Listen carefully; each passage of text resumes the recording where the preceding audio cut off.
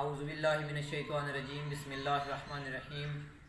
الصلاۃ والسلام علیکہ یا سیدی یا رسول اللہ وعلی آلک و اصحابک یا سیدی یا حبیب اللہ۔ تحریک اصلاح معاشرہ کے دوستو، السلام علیکم۔ آئے دل کریں اس نواب کی باتیں، آئے دل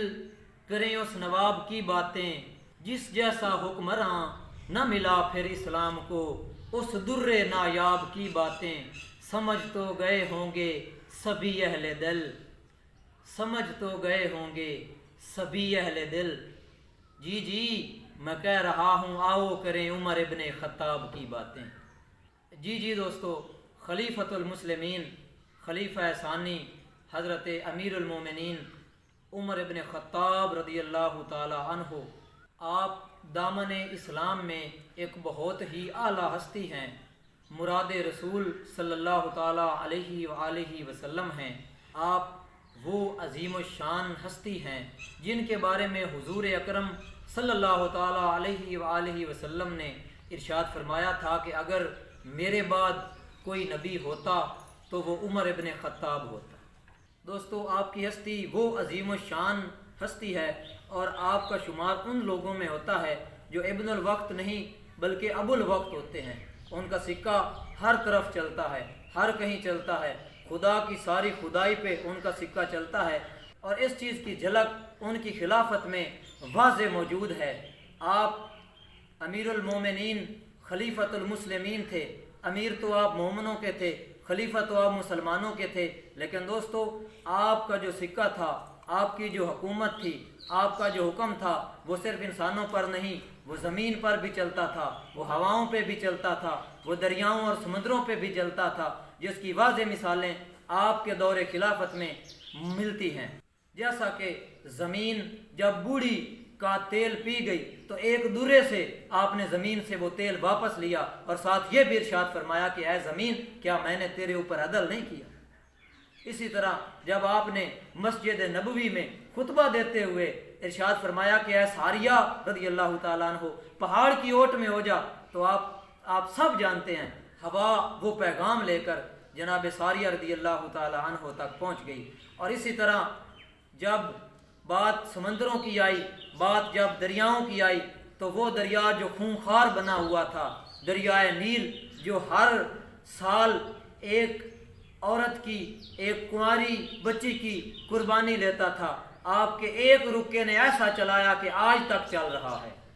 اور جب بات دریاؤں کو روکنے کی آئی، دریاؤں سے راستے لینے کی آئی، تو آپ کی عظیم فوج کے عظیم سپہ سالاروں نے جب آپ کے عدل کا واسطہ دیا تو دریائے دجلہ نے ایسا راستہ دیا کہ پورے کا پورا لشکر گزر گیا اور ان کے گھوڑوں کے ٹاپوں تک بھی پانی نہیں پہنچ سکا۔ اس کی عکاسی ڈاکٹر علامہ محمد اقبال رحمۃ اللہ تعالی علیہ نے بھی فرمائی تھی کہ دشت تو دشت ہیں دریا بھی نہ چھوڑے ہم نے،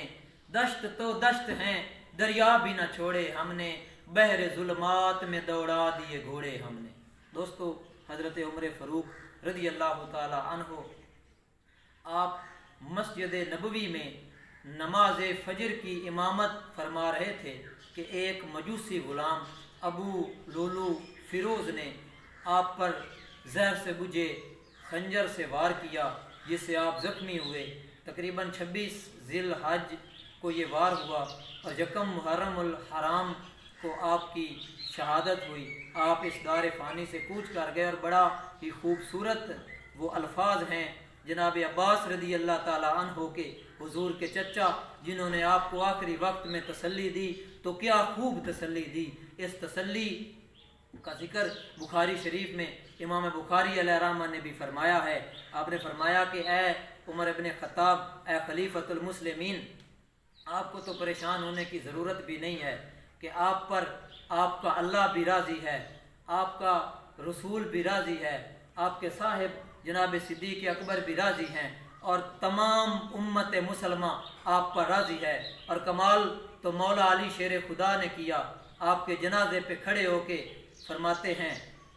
کہ جس طرح کے اعمال عمر کر کے اس دنیا سے جا رہا ہے، میری یہ خواہش ہے کہ اللہ پاک مجھے بھی ایسے ہی اعمال کرنے کی توفیق عطا فرمائے۔ دوستو، بہت بڑی ہستی تھی جناب فاروق اعظم رضی اللہ تعالی عنہ کی، اور اگر ان کے رشتوں کی بات کریں تو حضور اکرم نور مجسم شاہ آدم و بنی آدم صلی اللہ تعالی علیہ وآلہ وسلم کے سسر بھی ہیں، صرف آپ کے غلام نہیں، آپ کے سسر بھی ہیں، اور مولا علی شیر خدا کرم اللہ تعالی وجہہ الکریم کے آپ داماد بھی ہیں، اور مولا علی شیر خدا کرم اللہ تعالی وجہہ الکریم کی دامادی آپ نے فقط اس وجہ سے لی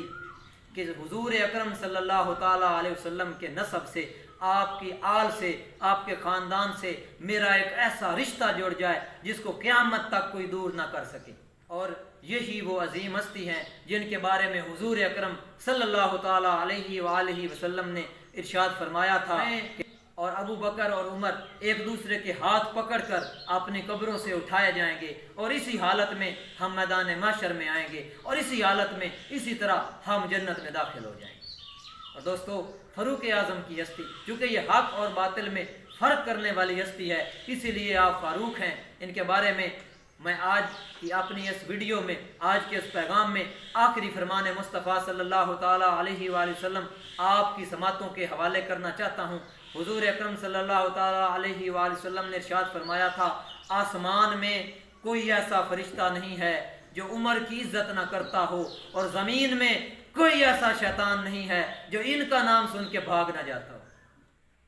دوستو،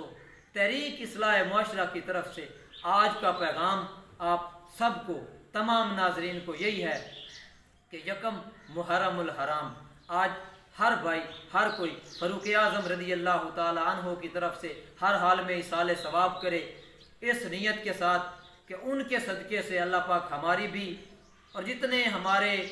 ایمان کی حالت میں فوت شدگان ہیں، اللہ پاک ان کے صدقے ان کی بھی مغفرت فرمائے۔ یہی پیغام ہے، ان کے نام کا ایصال ثواب بھی کرنا ہے، ان کے اپنے لواحقین کے ایصال ثواب کے لیے، اپنے مغفرت کے لیے، اپنے والدین و اساتذہ کی مغفرت کے لیے یہ نیت بنا کے جناب فاروق اعظم رضی اللہ تعالی عنہ کے لیے ایصال ثواب کریں، ان کی یاد کو زندہ کریں، ان کے تذکرے کریں، اور ان کی بہادری کے تذکرے کرتے ہوئے، چونکہ محرم الحرام ہے، امام عالی مقام امام حسین سید الشہداء کی یاد کی طرف چلے جائیں اور ان کے ذکر خیر کی طرف چلے جائیں۔ دعا ہے اللہ عز و جل ہمیں اور سب ناظرین کو عمل کی توفیق عطا فرمائے، آمین بجاہ نبی اللہ۔